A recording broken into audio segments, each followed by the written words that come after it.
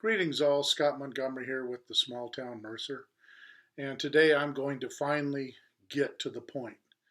I'm not babysitting today, I'm not having to answer the phone, not having to do any of the other distractions I had in my other three videos that probably didn't come across as they were distractions because you couldn't hear them, but you know, now I don't have them. Everybody's busy and preoccupied, and I don't have to deal with that today. And also, because I can be focused, today's video is going to be short like it's supposed to be. Okay, so let's get right down to it. So I'll put my little sign up here.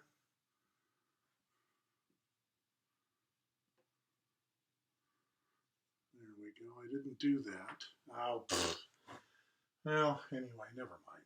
That's not worth it today. I'm going to try to write neater today, and I'm going to try to be a little more concise. So today what I want to do is, my first two videos kind of teased that I was going to explain cryptocurrency. I'm actually going to now compare cryptocurrency with the other two economic systems that I've already talked about, which is the traditional version and the fiat version. Okay? So let's go. So we've got three types of finances that I'm going to go over. Traditional, fiat, right, and crypto. So these are the three type of economic systems.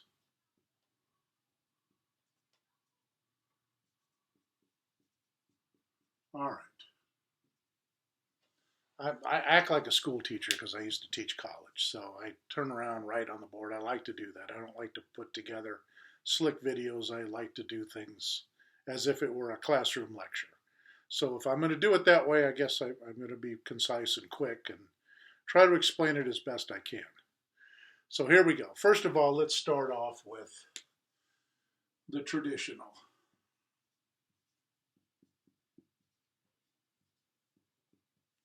All right?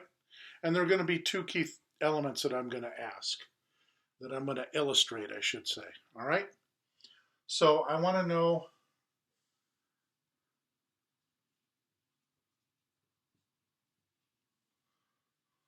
first of all, I want to know a wealth source.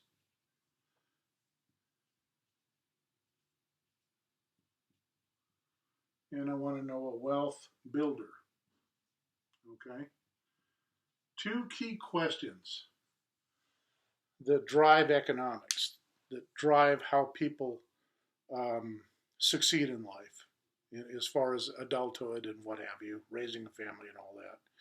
The things that you really need to focus on when you get into the adult world, and then when you start having a family, if you're going to do that, is what is your wealth source and what is your wealth builder? Well, in the traditional world, the wealth source obviously was your job, but I'm going to list it as work. And I'm going to illustrate the difference between work and a job when I get to fiat. But anyway, work is your source of wealth, and obviously savings and investment, I'm just going to abbreviate it, savings and investment are going to be how you build your wealth. Okay, so let's go over that quickly. Remember, I did a case study about San Jose, California, and I went all the way back to the 1960s. So let's assume that it's 1967 and your take-home pay after taxes is $500 per month. Okay? $500 per month. Now, what's going to happen is you're going to start to work and you're going to start saving your money. You're going to start, you might even want to invest it a little bit. You'll probably think about doing that down the road, but you're going to make about $500 a month, and that's about what the take-home pay was in 1967. And I'm just taking San Jose, California, because I did that the last video. So you're going to spend about maybe 10%. Oh, that's beautiful. Wow. Folks, I got to tell you, I'm left-handed, but when I went to school, it was so long ago, they wouldn't let you write left-handed. They made you write right-handed. So it's very difficult for me. So I'm going to have to slow down here. But generally, people back in the day, they would invest about 10% of their income usually, and they would try to save about 20%. That was a rule of thumb, and I remember hearing that growing up when I was a kid. So I'm just going to go with that, and let's assume we do that. So that means you're going to save, so about $100 or so. This is getting a bit crowded here. So let me get rid of this for now. Okay. I'll leave my main topic up there. Crypto, sorry, I erased my C. Okay, so essentially out of your $500 per month, your $500 per month, right? $350 is what you're going to spend on living expenses. So we'll give that a minus sign. I'm going to get red and blue green pens and all that so that I can, when I do numbers, I can use colors to distinguish these. But, stay tuned for that. So I said 10% gets invested and 20% goes into savings, right? So $50, $100, right? So, and this is how the traditional economy worked. Remember, you're still kind of on the gold standard. Let's assume the gold standard continued. Let's assume that we had sound money practices. And what that's going to do is it's going to stabilize the cost of everything. So inflation is not going to run rampant because you're just not going to print money and dump it into the system. All right? Back in the day, I would say, I remember when I was working in the 1980s, about 82% of my salary I kept, even in the late 70s. About 18% went to state, federal, Social Security, I think Medicare, all that. About 18% of my salary did. And so the 82%, that's a fair amount of money. And back in the 70s, inflation was starting to go up a little bit. We had high inflation rates, late 70s, and then they kind of stabilized after the Reagan presidency, I guess, in the 80s for a while. It stabilized for a while, although we kept spending more and more money to try to make up for that, make up for that shortfall. And I know the old argument is, well, if taxes were high, you wouldn't have to print a lot of money. But really, do you want to pay 50, 60% of your income in taxes? And I'm talking about as a working person, because there aren't enough wealthy people to pay our budgets. So I don't think you do. The countries that tax a lot, like, the countries that I know that tax a lot, 40, 50, 60% of their income. Generally, the government, I know the United Arab Emirates and some of the European countries, they have a way of making money. They either sell oil or they have a lot of tourism or something like that. I know the Caribbean islands have a lot of tourism, so even though they collect taxes, they don't collect a lot of taxes because tourism pays for everything. So they either have that or they're selling a lot of oil.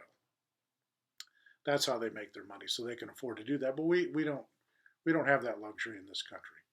I think 20% is high enough because we have to generate our own security when we get older. And in order to keep inflation from going out of control, and back in the 60s and 70s, it was only going up about 1 to 2% a year for the most part.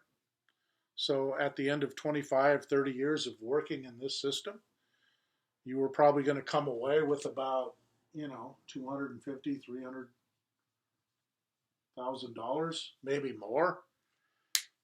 Because remember, this system, you're going to be at your company for 30 years.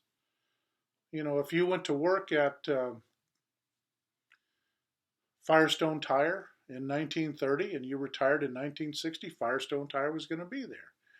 If you went to work at RCA, used to make televisions, radios, whatever, they were partnered up with, I think, General Electric at some point, but whatever. You're working there. So you went to work in 1940 or 45, let's say, after the war ended, and you retired in 1975. They were still around. General Motors, you went to work there in 1955. Let's say GM had a plant in Fremont, not too far from where I grew up. And that plant was there till the 1980s, I think. You could have worked 30, 35 years there. And you would have moved up the ladder the whole time and gotten more pay. So, heck, by the time you retired, you may have had 500,000. And since inflation only went up about 1 to 2% per year, let's say your expenses at 1967, you were paying $350 or $300 on expenses. You know, by 1987, maybe that had gone up in 67, maybe in 87. Maybe you're paying $950 a month, but you're making probably $2,000 or $2,500 a month, you know, in take-home pay, because you keep getting moved up and up and up. And that was the traditional economy. Well, in the traditional economy, you know, it was more of a manufacturing-based economy. Now we don't have that. Today we're, you know, a lot more sophisticated in our education, aren't we? So today, what are the abundant jobs in this country? Generally, they're in finance, right? Oops. Or they're in tech. Or they're in the medical profession, right? Finance, tech, and medical. So when we get to the fiat currency, what are you going to see? How are you going to generate wealth? It's going to be different, right? How do you generate wealth? And I'm just going to write it out straight. And how are you going to acquire wealth? What is your wealth source? This is a wealth source. All right. And then this is your wealth builder, right? I'm just going to put W. How do you generate it? What do you do? It's a job, right? So remember before in the in the traditional system, I wrote work, and here I wrote job. I want to distinguish between the two. Because like I said, in the traditional system, you're building up, you're staying there 35 years. Well, in this profession, I'm going to erase these. In this profession, you've got, right, these are higher end, more technical, more advanced type work. You're not building items, you're not managing, let me erase this. You know, you're not building a product, you're not managing the distribution of that product so much. That still happens today. That's more of a business end. But in finance, you're looking for ways to, you know, generate profit, borrow money, and stay profitable, and pay taxes, and build and distribute. You know, there's a lot more to it than it used to be. It used to be when you had a pretty decent sized firm, you were going to be in business for 50, 100 years, and you just had to manage things properly and keep your expenses down. It's a lot more tricky today because of technology.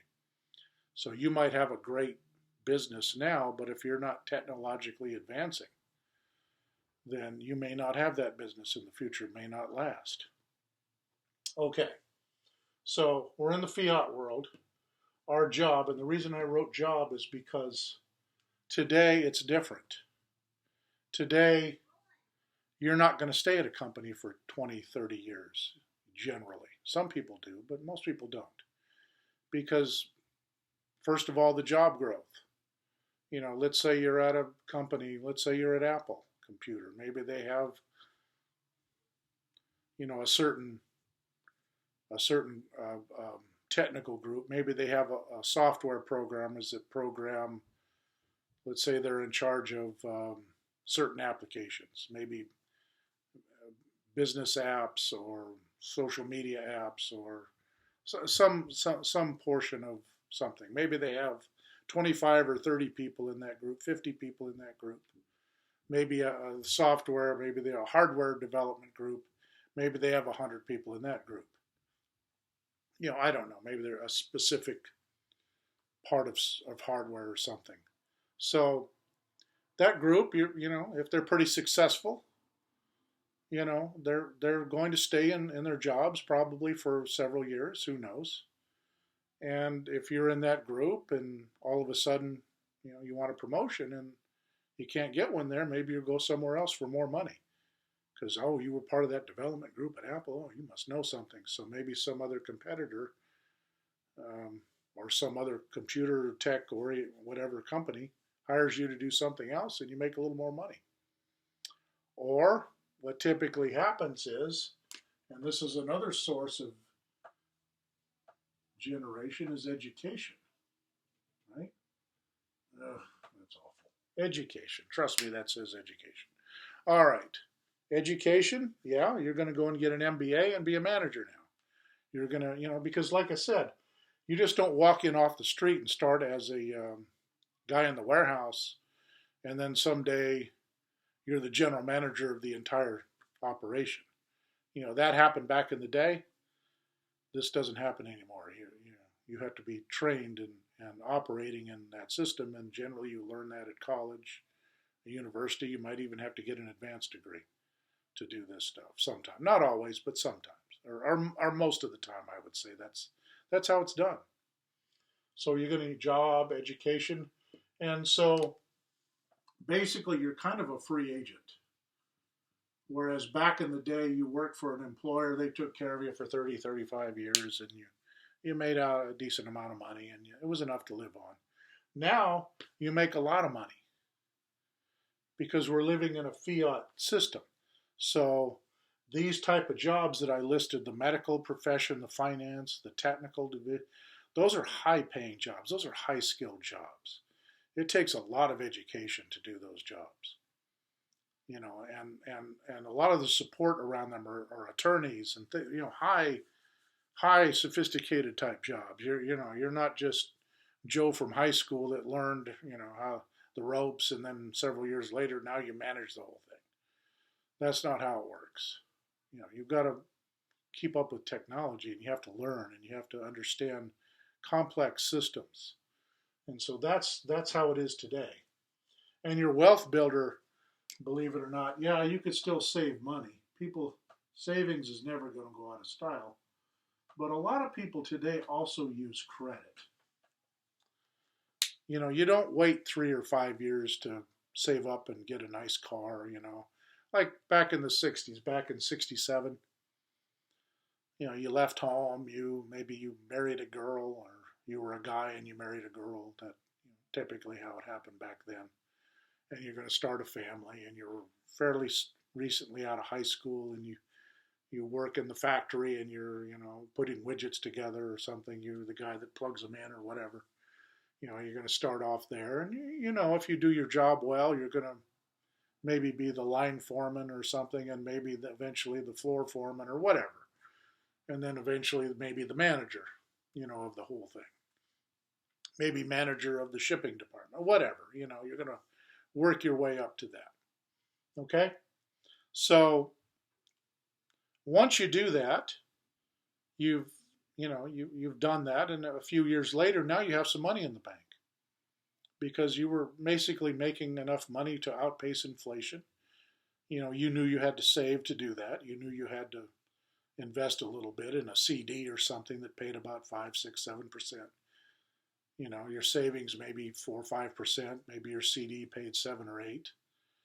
And you remember you were putting $50 in that and maybe $100 in the savings. So you're making a percentage.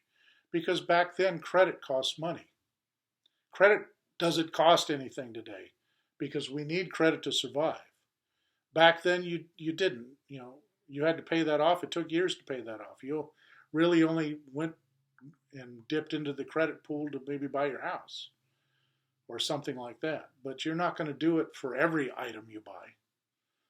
You're going to get a used TV from your parents when you first get into the house, and then maybe a used car. Maybe one of you will get one, and the other one won't have a car. That was typical back then.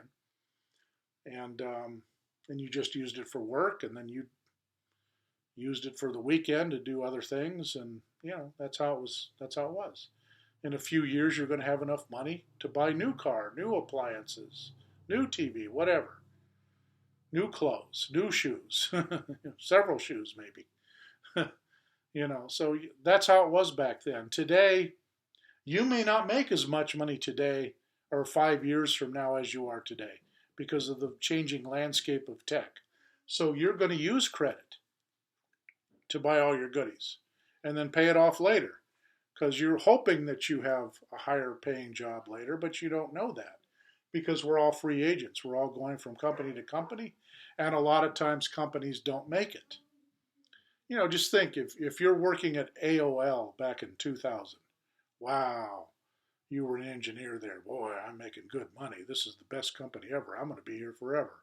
Well, where is AOL today, 20 years later? Where were they 10 years ago? Where was MySpace in 2010, right? Where are they today? Who?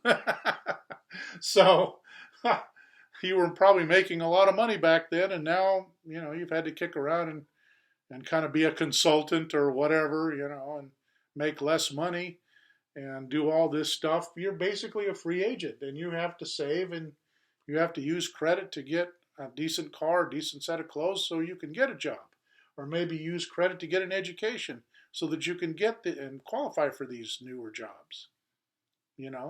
Maybe another tech rating or something. So you're going to use savings and credit, and along with all the other things, investing and all that you used in the traditional economy.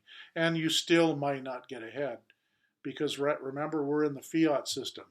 And the Fiat system is a very political system, right?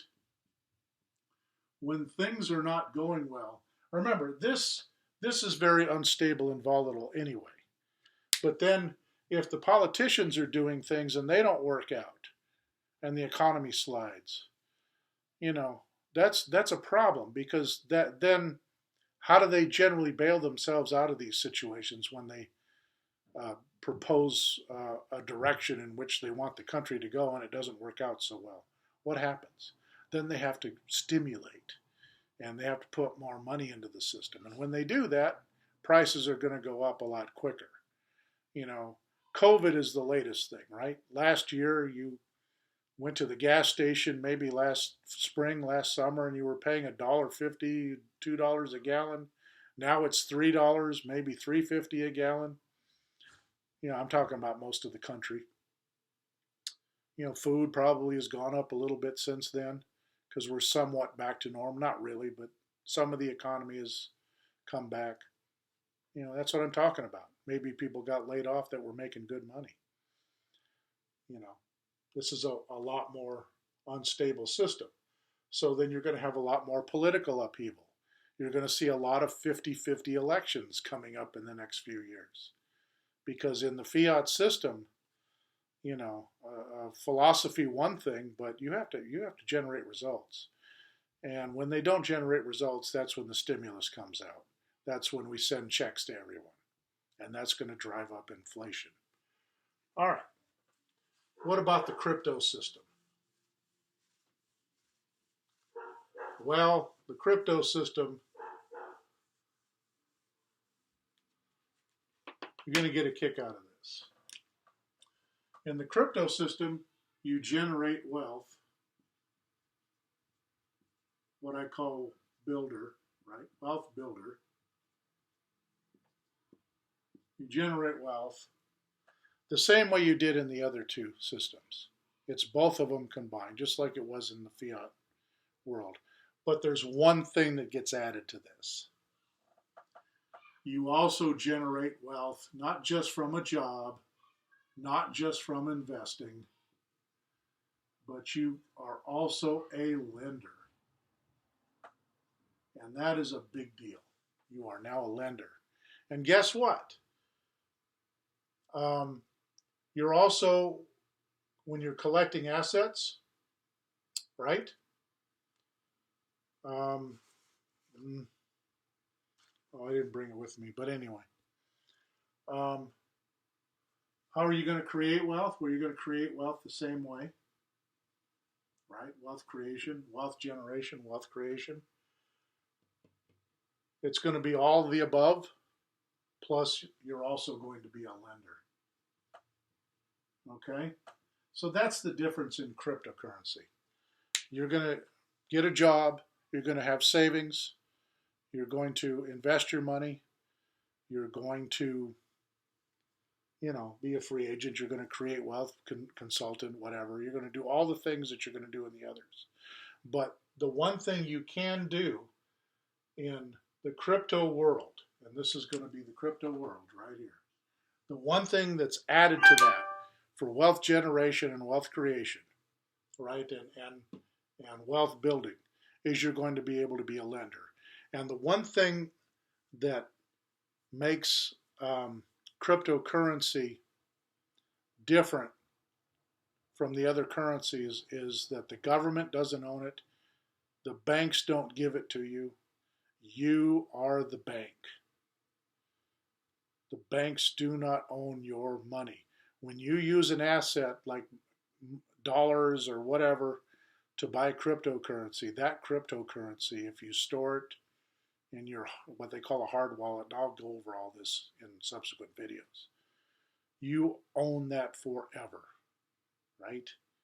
You can spend it if you want to, but you own it forever. It is like an asset. Think of it as like a house, right? When you use Bitcoin or Ethereum or some of these cryptos, in particular, I would say Bitcoin, and I will go over this in subsequent videos as well. Some cryptocurrencies you might want to use as spending money, and some you might want to use as like a hard asset like gold or a house. So think of it as a house. If you have a house and let's say it's paid for, and you're working a job and you have expenses, you have car payments or whatever, all of a sudden you lose your job. What do people tend to do in that situation? Well, they can take out another mortgage, maybe for $10,000-$20,000. Let's say their house is worth $500,000, and they take out a $20,000 mortgage. They maybe $30,000, and they put half of it in the bank and use the other half to pay off their bills. And then when they need the money, they take it out of the savings, and hopefully by then they'll have a job, and then they can pay it back, and then we're back to normal again. Okay? Well, that's kind of what you do here, except you can actually be the lender because it's a hard asset. And people in the cryptocurrency world actually borrow money for leverage. Right now it's a big investment frenzy in crypto. It's still new yet. It still hasn't, crypto is actually a new technological world, like the internet was back in 1998. And so it was kind of a blank canvas. And so early on, let's say 1998, 2000, 2005, you're investing, let's say 1998, you're investing in Amazon. 2005, 2007, 2008, you're one of the first investors in Facebook or Twitter. 2000, let's say 2011, you're one of the first investors in Tesla. What do you think that's worth today? What was it worth back then? See what I mean? We're in that period for Bitcoin. Well, we were in that period for Bitcoin last year. This year it's gone up. I think it's going to go up even more because really haven't scratched the surface of it yet. But the reason it's so valuable is because Bitcoin has a finite amount of coins. There's they're only going to create what they're digital coins. Obviously they're not physical coins, but they're only going to create a certain amount of them, maybe 21 billion. I forget the number, but that's all they're ever going to create. Okay, so that thing is going to be very valuable. And so if you don't get in on it, you're going to have to maybe buy Ethereum or something. So I don't know that they're going to use up all that. I think there's plenty of Bitcoin to go around, but at some point there won't be. And so it's going to be very, very valuable. It's like gold. It's a finite commodity. And so that's why a lot of people call crypto, internet gold. So, and when you own it, you own it. So people that are owning Bitcoin, they're going to treat it like their house. They're going to borrow against it to pay bills and pay it back. Because it's going to be essentially, it might even be more valuable than your house. So that's what kind of an asset we're talking about, because it's a hedge against inflation.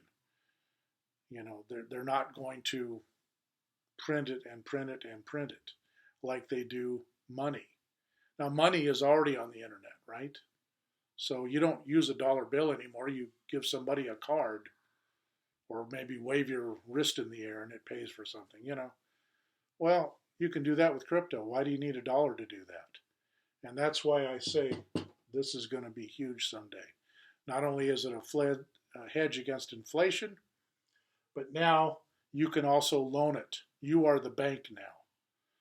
You don't need to go get a loan from the bank. It's a hard currency. You borrow against your house. You borrow against your value. You don't need a bank to do that. Only to do the paperwork, maybe.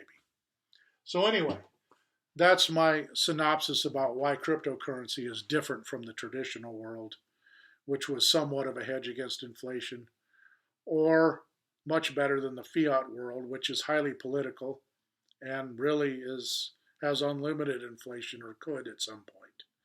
Crypto is a guard against that, and it's a guard against the politics, because you own it. You don't need the government to stimulate you. You have an asset that's going to appreciate every single year. Anyway, that's all. I thank you for listening to me. And this is Scott Montgomery for the Small Town Mercer. I'll see you in my next video. Thank you very much.